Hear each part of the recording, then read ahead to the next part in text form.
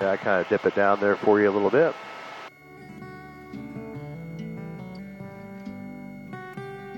Yeah, it might be. I'll do a loop around over here on Randy and Olivia's side over here so you can sort of see the motion parallax here.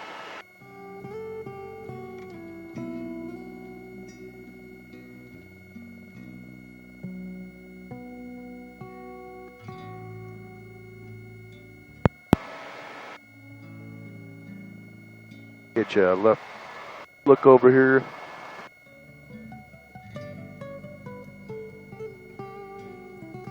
Yeah, this be a continuous left-hand turn around over here. Yeah, you can see that big giant river of lava just cranking fast there.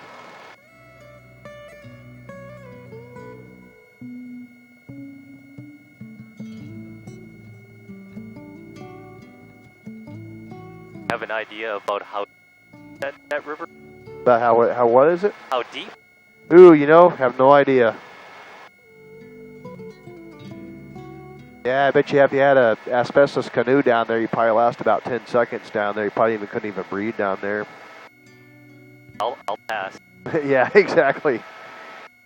Yeah, they had people try to get up to the sides over here. They had a Russian guy with a drone out here, got arrested, took his stuff from him. Yeah, you're not supposed to be out here. What Yeah, the heck? Yeah, people get all sneaky, you know. It's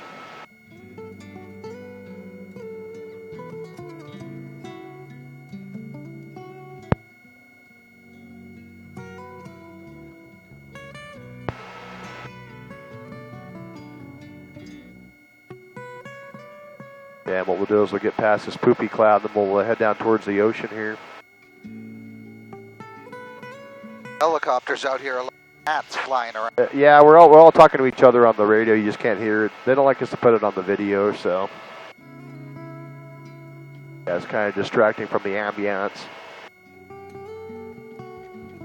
You feel like you'd be at the dining table and the kitchen noises at your table there, so. Yeah, once we get over here to the water, we'll drop down to about 1,000 feet or so. Yeah, the government's flying drones underneath us and helicopters. A lot of times we're doing power line surveys over there for the Hawaii Electric Company as well.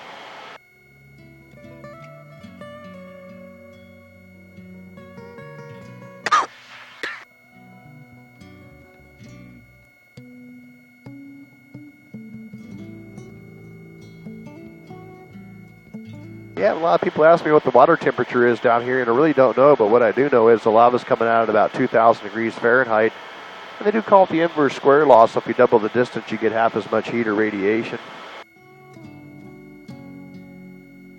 Yeah, back when we had a lava tube that was going from the national park into the water over there back in 2016, people were jumping out of boats and swimming next to the lava. We had a girl went out there, went surfing, but ain't nobody done it over here that I know of yet, yeah. Yeah, the boat tour guy, he's got to stay about 1,000 yards off the shoreline because the Coast Guard's monitoring all of their boat tours out there. I actually shipped over an Air Force unit from Hickam Air Force Base over there in Honolulu to manage the airspace down below us there, so they know if you get down below 3,000 feet.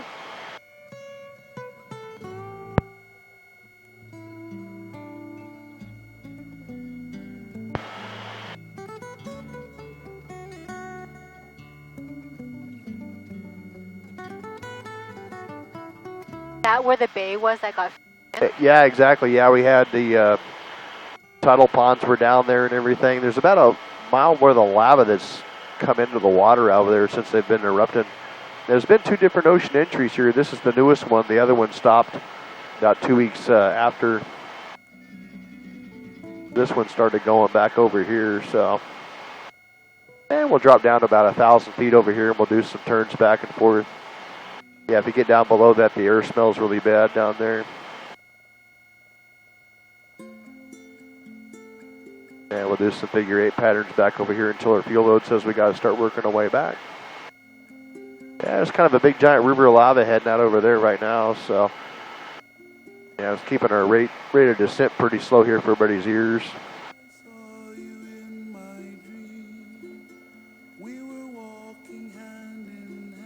Yeah, I'll make sure both sides get to see it here. Yeah, I try to get some of the shots here on the camera as well on our aircraft.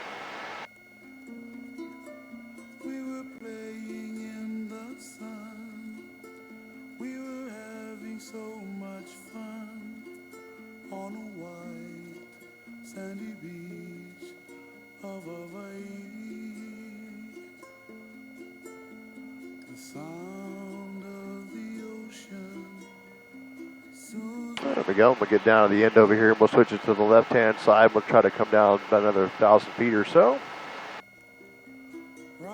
Slow down here a little bit for us.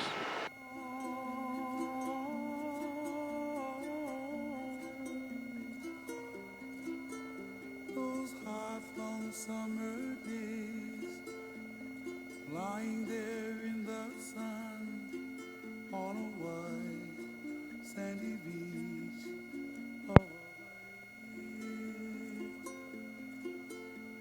The sound of the ocean soothes my restless soul. Sound of the ocean. Yeah, I told him we just pass his tail over here. We'll reverse over here.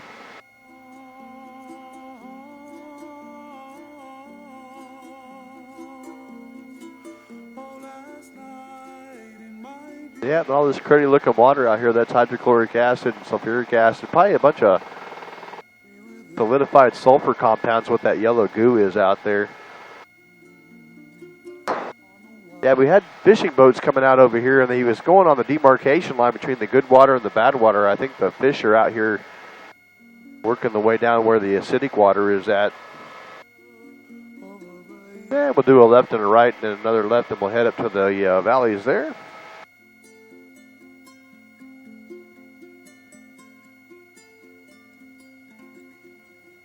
Yeah, try not to get too close there. That way we can see it a little bit better there. If you get right on top of it, you can't even see nothing.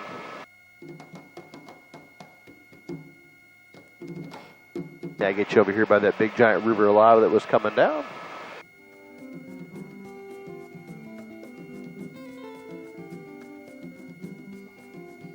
So nobody really knows will stop.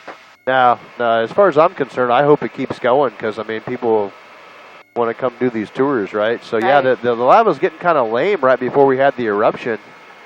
People were going on TripAdvisor and saying, yeah, we didn't see anything out there, and then this thing just started going nuts. I mean, this wasn't here 8 weeks ago. Right.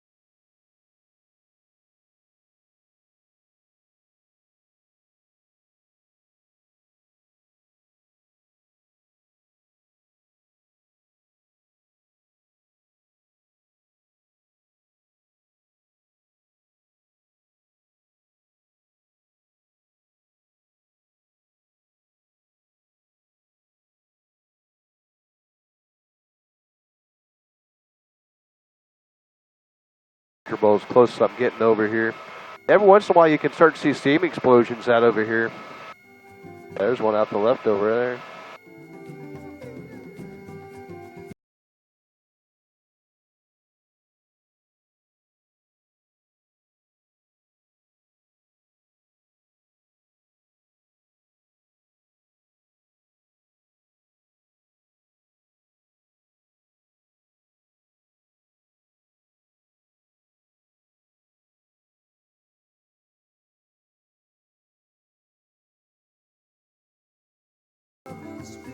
Yeah, we'll start a rapid climb here to about 3,000 feet, or as high as we can get here for the Hilo Airport.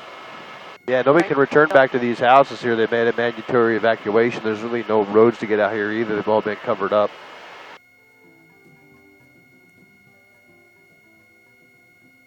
So those homes were on the coast. Exactly, yeah. Those were all what they call vacation land down there. It's about a mile's worth of lava that's headed out. Wow. Yeah, this lava here was already here from the 1960s, and you probably ask yourself, well, why would you build right next to an active, True.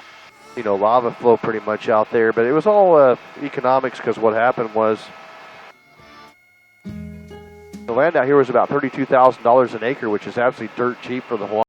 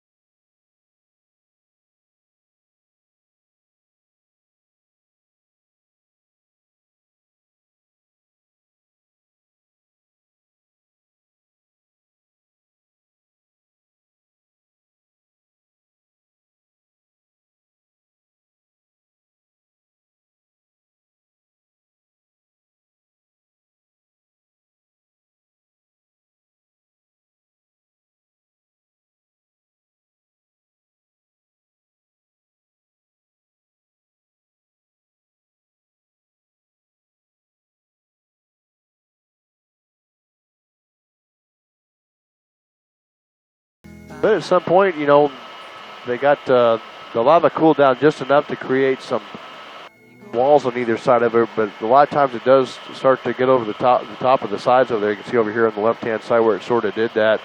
And if it starts oozing out this way, then these homes will be in danger too as well. So, but they do have a lava exclusion in your homeowner's policy. They say if the heat from the lava burns the house down, they'll go ahead and cover the house. But if it goes over the top of the structure, they won't cover it. Yeah, there's a lot of fighting you're going to have to do with the insurance company.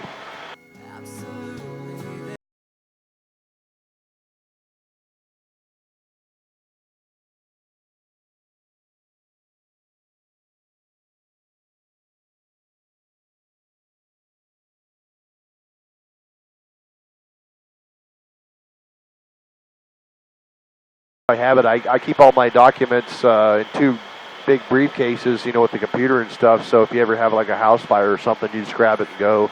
Right. Yeah, same mentality out over here. They really need to have, all your special stuff is all ready to go. A lot of people had to come back into their houses and grab documents and stuff like that when they told them to get out. But you've already got your stuff ready to go. Smart.